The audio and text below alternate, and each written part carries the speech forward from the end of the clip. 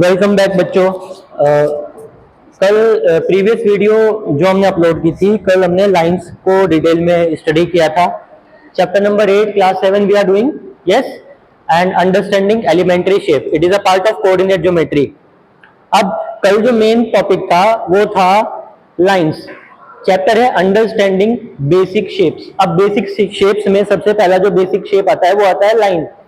अब लाइन कैसे फॉर्म होता है, कैसे बनता है, कितने टाइप्स के हैं, क्या उसकी प्रॉपर्टीज है ना, वो सब हमने कल एक वीडियो में कंप्लीट कर लिया है। आज की इस वीडियो में हम करने वाले हैं एंगल्स के बारे में। तो chapter number 8 is going on. Chapter का नाम है अंडरस्टैंडिंग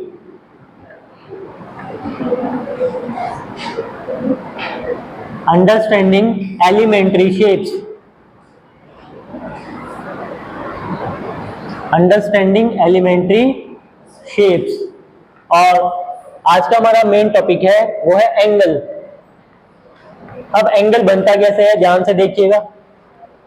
कल हमने रे स्टडी की थी। एक रे ले लीजिए। क्या ये रे है? यस, क्योंकि इसमें एक एंड पॉइंट है और एक पॉइंट मूवेबल पॉइंट है। अगर मैं इस रे को नेम दे दूं ए बी, अब हम क्या कर रहे हैं, ए पॉइंट तो है फिक्स। ए पॉइंट अपने प्लेस से आगे हम इसको स्ट्रेच नहीं कर सकते, लेकिन चलो बी पॉइंट के थ्रू हम इसको क्या कर सकते हैं, रोटेट कर सकते हैं। इस रे को हम बी पॉइंट से क्या करेंगे, रोटेट करेंगे। और कौन सी डायरेक्शन में? एंटी क्लॉकवाइज डायरेक्शन में। एंटी क्लॉकवाइज डायरेक्शन का मतलब है, आप अपनी क्लॉक देखते हो ना घर पर, वो रोटेट करती है लेफ्ट से राइट की डायरेक्शन में। अब हम एंटी क्लॉकवाइज मतलब हम राइट से लेफ्ट इसको रोटेट करेंगे, ऐसे रोटेट करेंगे एंटी क्लॉकवाइज डायरेक्शन में। सपोज एंटी क्लॉकवाइज डायरेक्शन में जब हमने रे ए बी को रोटेट किया, वो अपनी नई पोजीशन पर चली गई और वो नई पोजीशन है सी। अब हम ज्वाइन करेंगे ए सी को और ए सी एक नई रे बन जाएगी। या तो आप ए सी को नई रे बोलिए या कहिए कि ए बी की ही नई पोजीशन है ए सी। तो रे को ए बी से ए सी तक जाने में जो अमाउंट ऑफ रोटेशन ट्रेवल करना पड़ा, दोबारा सुन लो, रे ए बी को रे ए सी तक उसने क्या किया, आपने आपको रोटेट किया, मतलब रे ने कुछ सर्कल घूमा, उसमें कुछ डिस्प्लेसमेंट आया। वो जो अमाउंट ऑफ डिस्प्लेसमेंट होता है या अमाउंट ऑफ रोटेशन होता है, इसी अमाउंट ऑफ रोटेशन को आप बोलते हैं एंगल। Amount of rotation. अब ये है फर्स्ट पोजीशन ऑफ रे और ये है लास्ट पोजीशन ऑफ रे। तो फर्स्ट पोजीशन ऑफ रे और लास्ट पोजीशन ऑफ रे, इन दोनों के बीच में जो अमाउंट ऑफ रोटेशन बनता है, इसी रोटेशन को बोलते हैं हम एंगल। तो what will be the definition? The amount of rotation, the amount of rotation between the initial position of ray, initial position मतलब AB, the amount of rotation between the initial position of ray, the initial position of ray and the last position of ray, जिसको हम terminating position भी बोलते हैं। Initial position of रे and the terminating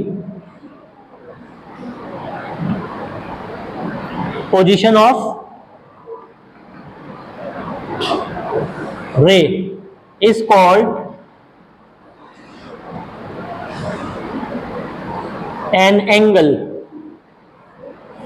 diagram में भी mention करिए, जो ए बी है, ए बी को हम बोलेंगे इनिशियल पोजीशन। इस ए बी को आप क्या कहोगे? Initial position. Initial position of रे। और ए सी को आप क्या कहोगे? टर्मिनेटिंग पोजीशन ऑफ रे। टर्मिनेटिंग पोजीशन ऑफ रे।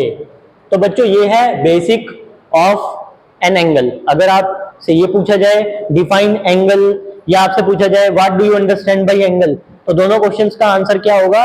The amount of rotation between the initial position of रे and the terminating position of रे इज कॉल्ड एंगल। अगर आप इनिशियल और टर्मिनेटिंग में कंफ्यूज हो तो आप क्या कह सकते हो? The amount of rotation between two rays, the amount of rotation between two rays, इसको शॉर्ट भी बना सकते हो, है ना, is called an angle. Next आता है types of angle. Types of angles, ये आपके लिए बड़ा इंपॉर्टेंट टॉपिक होने वाला है, क्योंकि class 7, class 8, class 9, class 10 and I can also involve class 6। तो क्लास 6 से लेकर क्लास 10 तक आपको ये कॉन्सेप्ट पढ़ना पड़ता है। आपको स्टार्टिंग में बताया था this is a unit of coordinate geometry, और कोऑर्डिनेट ज्योमेट्री जब तक आप हायर क्लासेस में मैथ्स पढ़ते रहेंगे ये टॉपिक आपको हर साल हर बुक के अंदर स्टडी करना पड़ेगा, और आगे चलकर after class 10th coordinate geometry बहुत इंपॉर्टेंट हो जाती है। In 11th and in 12th if you are opening mathematics तो आपका एक मेजर पार्ट ज्योमेट्री से कवर होता है, तो वहां पर आपको इन सब चीजों की, इन सब डेफिनेशंस की जरूरत पड़ती है। और जितने भी डायग्राम मैं आपको ड्रॉ कर रहा हूं प्लीज उनको विजुअलाइज करना आईज में, हाँ, कि ये ऐसे चल रहा है, just imagine in your mind also, right. अब आते हैं टाइप्स ऑफ एंगल्स, बहुत इंपॉर्टेंट है और might be so many of you are aware of these types of angles. इसमें फर्स्ट आता है एक्यूट एंगल। एक्यूट एंगल, अब एक्यूट एंगल की अगर बात करें तो वो एंगल जो 0 डिग्री से ग्रेटर होता है और 90 डिग्री से smaller. So you can say the angle, वो जो एंगल है वो ग्रेटर तो होता है 0 डिग्री से, बट ये एंगल स्मॉलर होता है 90 डिग्री से। इस एंगल को हम बोलते हैं acute angle. This is the range of the angle. Range of angle, अगर मैं एक्यूट एंगल की बात कर रहा हूं तो एक्यूट एंगल की जो रेंज होती है वो 0 डिग्री से लेकर 90 डिग्री से के बीच में होती है ना। मैंने क्योंकि लेस देन का साइन यूज किया है, लेस देन 90 डिग्री। डायग्राम कैसे बनता है? सबसे पहले एंगल ड्रॉ करने के लिए बेस ड्रॉ करना पड़ेगा। अब क्योंकि 90 डिग्री से छोटा है तो आप ऐसे ड्रॉ कर सकते हो, ठीक है। तो this is an acute angle. Second angle है आपके लिए राइट एंगल। राइट एंगल, तो राइट एंगल वो एंगल जो एग्जैक्टली 90 डिग्री के इक्वल होता है। If the value of the angle is exactly equal to 90 degree, that angle is known as right angle. तो मैं आपसे पूछूं व्हाट इज द रेंज? अगर आपसे पूछा जाए कि what is the range of right angle, तो right angle is exactly equal to 90 degree. Right angle की रेंज नहीं होती, राइट एंगल की वैल्यू होती है, एग्जैक्ट वैल्यू। रेंज किसकी होती है? एक्यूट एंगल की, क्योंकि वो 0 डिग्री से लेकर 90 डिग्री के बीच में लाई करता है। और what will be the diagram of right angle? Straight. याद है आपको, इससे प्रीवियस वीडियो में हमने परपेंडिकुलर लाइंस स्टडी किया था। तो अगर एंगल 90 डिग्री का होता है तो लाइंस कैसी होती है? परपेंडिकुलर्स। तो ये दोनों लाइन, हॉरिजॉन्टल लाइन और वर्टिकल लाइन, ये दोनों लाइंस कैसी हैं? परपेंडिकुलर। और ये कौन सा डिग्री का एंगल बना रही है? 90 डिग्री का एंगल बना रही है, इसलिए ये एंगल कैसा है? Right angle. नेक्स्ट आते हैं नंबर 3, ऑब्ट्यूज एंगल।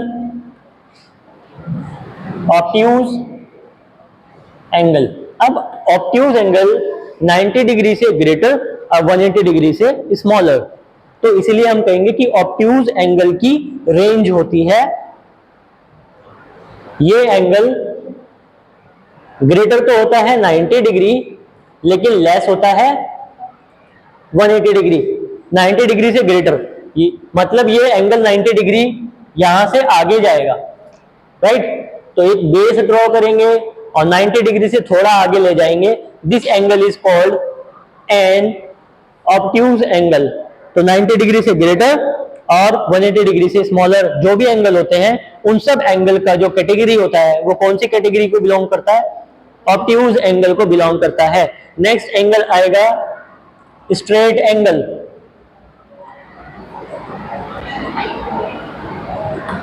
ये स्ट्रेट एंगल आपको बहुत इंपॉर्टेंट होने वाला है एक्सरसाइज में, जब आप एक्सरसाइज को सॉल्व करोगे। वो एंगल जो एग्जैक्टली 180 डिग्री का होता है, वो एंगल स्ट्रेट एंगल होता है। स्ट्रेट एंगल स्ट्रेट लाइन पर बनता है। स्ट्रेट लाइन पर कोई पॉइंट ले लीजिए, तो इस पॉइंट पर ये जो एंगल बना है, आप ऐसा कह सकते हो, मैंने आपको एंगल किससे सिखाया है? रे। तो इस डायग्राम में सपोज ये है रे ओए और ये है रे ओबी, तो रे ओए और ओबी के बीच में जो एंगल बना है वो एक्यूट एंगल है। ओए और ओबी इनके बीच में जो एंगल बना है वो 90 डिग्री है। यहां पर ओए और ओबी इन दोनों रे के बीच में जो एंगल बना है वो ऑब्ट्यूज एंगल है। अब ये भी रे ही है, ओ ए बी।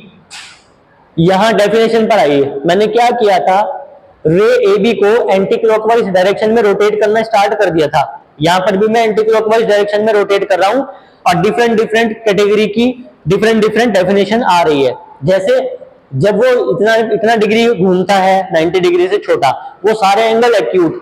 जब वो एग्जैक्टली 90 डिग्री होता है तो राइट। जब 90 डिग्री से थोड़ा आगे हो जाता है 180 डिग्री से स्मॉलर, तो वो बन जाता है ऑब्ट्यूज एंगल। और जब वो एग्जैक्टली ऐसा, जब दो रे घूमती हुई या जब एक रे घूमती घूमती इस पोजीशन में आ जाए कि दोनों रे मिलकर ऐसा लगे कि एक स्ट्रेट लाइन बन रही है, ये रे ओए है, ये रे ओबी है, लेकिन ये ऐसा लग रहा है जैसे ये स्ट्रेट लाइन बना रही है, इसलिए इस एंगल का नाम क्या होगा? Straight angle. और ये एंगल हो जाएगा 180 degree. Clear? So I think up to this all the definitions are clear to everybody. Next आएगा एंगल नंबर 5। इस नेक्स्ट एंगल का नाम है रिफ्लेक्स एंगल। रिफ्लेक्स एंगल, और रिफ्लेक्स एंगल वो एंगल जो 180 डिग्री से ग्रेटर होता है और 360 डिग्री से स्मॉलर होता है। तो इसलिए हम कहेंगे कि इस रिफ्लेक्स एंगल की एक रेंज होती है between 180 degree to 360 degree. This angle will be greater than 180 degree but less than 360 degree. So this angle will be like that. This is O, A and this is B. तो देखो वो जो रे थी ना OA को मैं anti clockwise घुमाता घुमाता मैं यहां तक ले आया 180 डिग्री से ज्यादा। तो ये जो एंगल बनता है इनिशियल पोजीशन से लेकर टर्मिनेटिंग पोजीशन ऑफ द रे, इसके बीच में जो अमाउंट ऑफ रोटेशन होता है, इस एंगल को हम बोलते हैं रिफ्लेक्स एंगल। और एक लास्ट एंगल बच गया है जो है कंप्लीट एंगल। कंप्लीट एंगल होता है 360 degree. So this is your definition number 6, complete angle. Complete angle, और कंप्लीट एंगल होता है when angle is exactly equal to 360 degree, then the angle is known as complete angle. Let's see its diagram. This is O, the initial position of ray OA. अब ये क्या करेगा, यहां से angle anti clockwise direction में घूमना शुरू किया, रोटेशन स्टार्ट की, और घूमता घूमता वो वापस अपनी पहले वाली पोजीशन में आ गया। यहां से स्टार्ट किया था एंगल घूमता हुआ वापस उसी पोजीशन पर आ गया। This angle is known as an angle of 360 degree, और इसी एंगल को हम बोलते हैं complete angle. So this is all about the types of angles. तो angles are clear to you and the types of angles is also clear to you. अब आते हैं कुछ advance definitions of angles which will help you in solving the questions, which will help you in solving practical questions given in your exercise. उसमें next definition जो आती है वो आती है linear pair of angles. Write down linear pair of angles. इसका मतलब होता है एंगल्स का लीनियर पेयर, पेयर में होते हैं टू, यानी कि हम बात कर रहे हैं दो एंगल्स की। अगर दो एंगल्स लीनियर पेयर, अब लीनियर का मतलब होता है like this, when the sum of the two angles, suppose this is angle 1 and it is your angle 2। अगर दो एंगल्स का सम 180 डिग्री हो जाए तो हम कहते हैं कि दोनों angle linear pair of angles form कर रहे हैं। They are forming a pair of linear pair, they are forming a linear pair of angles, right. If angle 1 plus angle 2 is equal to 180 degree, we say that both angles are forming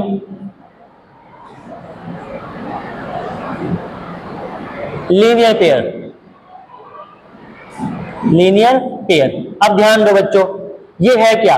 अगर मैं इसको line को, इस line को नाम दे दूं, जैसे suppose ये पॉइंट है O, ये है A और ये है B, तो ये तो क्या हो गया? ये तो स्ट्रेट एंगल नहीं हो गया। जब दो रे इस तरह से आ जाए कि उनको ज्वाइन करने पर हमें ऐसा लगे कि एक स्ट्रेट लाइन बन रही है, तो उस लाइन को स्ट्रेट लाइन बोलते हैं। इसका मतलब यहां पर AOB, AOB यहां पर क्या है? एक स्ट्रेट लाइन। इसका मतलब है अब हम कर रहे हैं कुछ एक्सप्लेनेशन, कुछ डेरिवेशन कर रहे हैं इस डायग्राम से। इसका मतलब AOB, लाइन AOB या AOB is a straight line.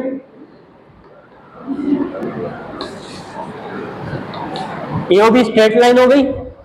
और स्ट्रेट लाइन क्या बनाती है? 180 डिग्री का एंगल। स्ट्रेट लाइन अभी तो हमने देखा, स्ट्रेट एंगल कहां बनता है? स्ट्रेट लाइन पर। अगर ये स्ट्रेट लाइन है तो कितने डिग्री का एंगल बनेगा? 180 डिग्री का। इसका मतलब ये टोटल एंगल कितने डिग्री का होगा? 180 डिग्री। इसीलिए हमने यहां पर मेंशन किया है कि angle 1 plus angle 2 is equal to 180 degree. Got it? ये लीनियर पेयर कोई नई डेफिनेशन नहीं है, ये एक तरह से स्ट्रेट एंगल का ही दूसरा फॉर्म है। Got it? नेक्स्ट डेफिनेशन आती है, say this is definition number 1, now it is definition number 2, vertically opposite angles, vertically opposite angles। अब vertically opposite angles क्या होते हैं? इसको हम कल हमने जो एक प्रीवियस एक वीडियो अपलोड की थी लाइंस वाली, उस वीडियो में हमने स्टडी किया था intersecting lines, right. When two lines intersect each other at one point, जब दो लाइन एक दूसरे को किसी पॉइंट पर इंटरसेक्ट करती हैं, जैसे like we have two lines, say this is AB and say this is CD। Line AB and line CD, they are intersecting each other.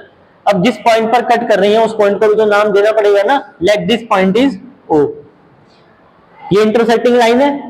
जिस पॉइंट पर दोनों लाइन एक दूसरे को इंटरसेक्ट करती है उस पॉइंट को बोलते हैं intersecting point. This is all we have studied in our previous video. Now vertically opposite angles क्या होते हैं? अब वर्टिकली छोड़ो, अपोजिट एंगल्स कौन होते हैं? पहले हम कितने एंगल बन रहे हैं उन एंगल को करेंगे मेंशन। प्रीवियस वीडियो में भी आपको बताया था कि when two lines intersect at one point, four angles formed. Let this is angle 1, this is angle 2, this is angle 3 and say this is angle 4. We have got four angles here. अब opposite angle बताओ। Opposite angle का मतलब होता है वो कौन से angle हैं जो आमने सामने है।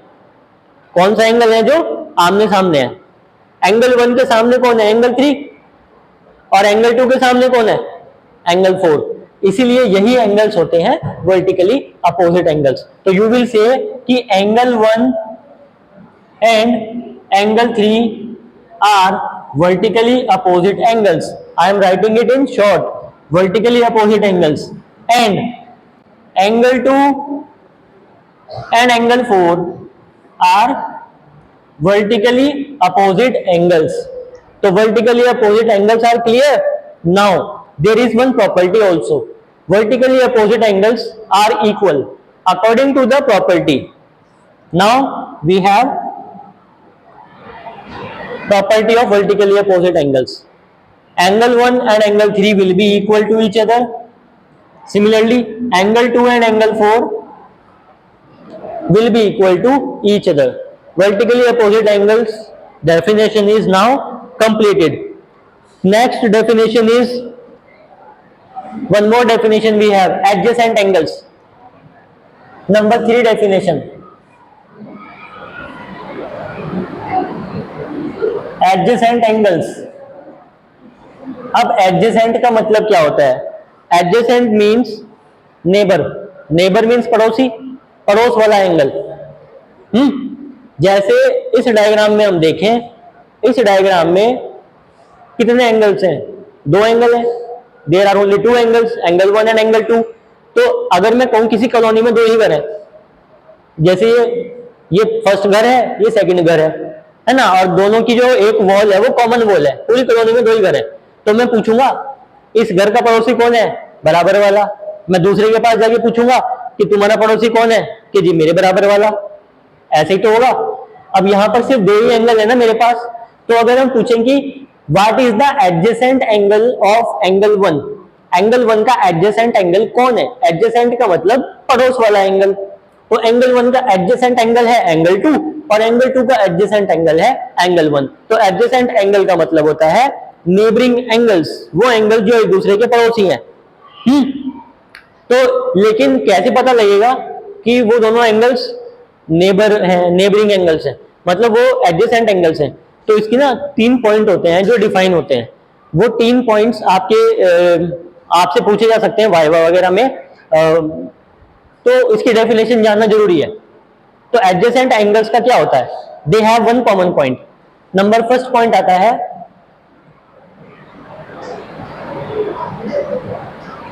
One common point.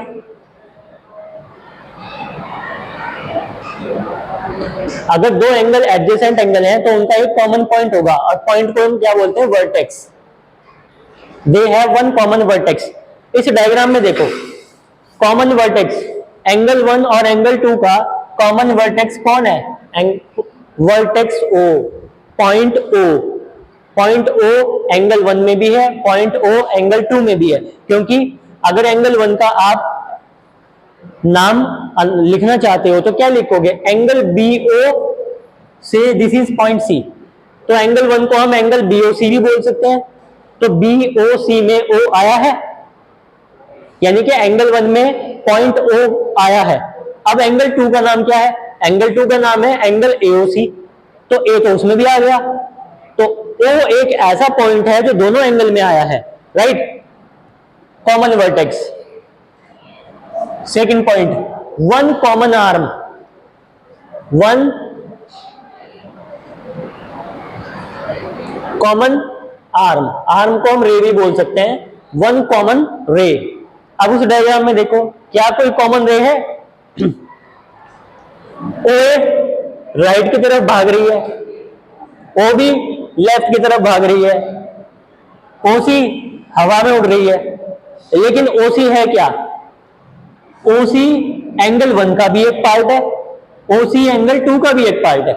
क्योंकि एंगल 1 को आप लिख सकते हो एंगल BOC, ओसी आ गया उसके अंदर, और एंगल 2 को लिखते हो एंगल AOC, ओसी उसमें भी आ गया, ओसी उसमें भी आ गया. तो ओसी क्या होगी? Common arm.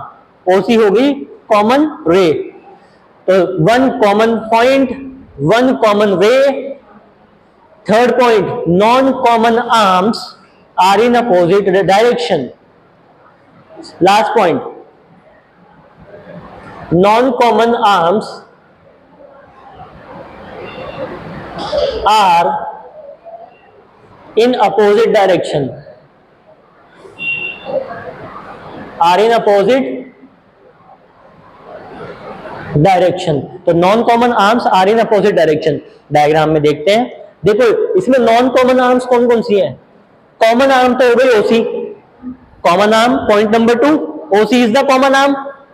ओसी के अलावा कितनी आर्म्स हैं इस डायग्राम के अंदर? 2 आर्म और है, आर्म ओ एंड आर्म ओबी या रे। कितनी रे हैं? 2, ओ एंड ओबी। दोनों की डायरेक्शन अलग अलग है, एक लेफ्ट में भाग रहा है एक राइट में, जैसे दोनों की लड़ाई हो गई हो। दोनों अपोजिट डायरेक्शन में भाग रहे हैं। तो non common arms are in opposite direction. अगर कोई फिगर ये तीनों पॉइंट्स को फॉलो करती है तो हम कहेंगे दोनों एंगल्स कैसे हैं? वो दोनों एंगल एडजेसेंट हैं। लेकिन ये मैथमेटिक्स की डेफिनेशन में, अगर आपको सिंपली बताना है डायग्राम को देखकर कि वो एडजेसेंट एंगल्स हैं या एडजेसेंट एंगल्स नहीं है, तो इन तीनों पॉइंट्स को देखने की जरूरत नहीं है। अब मैं डायग्राम बना रहा हूं और उस डायग्राम को देखकर आपको आइडिया लग जाएगा, क्लियर हो जाएगा एडजेसेंट एंगल्स कौन से होते हैं और कौन से नहीं होते। ध्यान से देखिएगा, OA, OB, OC, OD,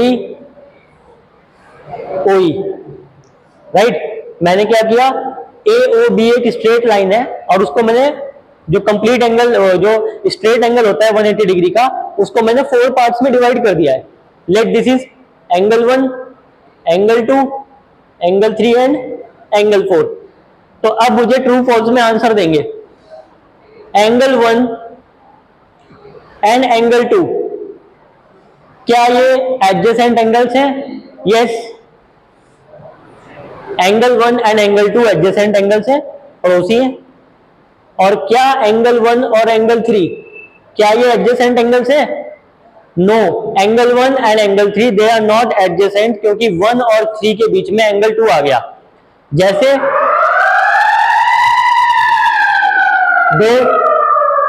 दो घर हैं, 2 घर के बीच में एक तीसरा घर आ गया, तो अब फर्स्ट घर थर्ड वाले घर का अब वो पड़ोसी नहीं रहा, एडजेसेंट नहीं रहे। तो angle 1 and angle 3 they are no adjacent, right. अभी डेफिनेशन कंप्लीट नहीं हुई है, अभी नेक्स्ट डेफिनेशन आती है कॉम्प्लीमेंट्री एंगल्स, सप्लीमेंट्री एंगल्स, जो आपको एक्सरसाइज के क्वेश्चन सॉल्व करने में काफी हेल्पफुल होने वाली है, and that we will cover in our next video. Thank you for watching this. जय हिंद एवरीवन।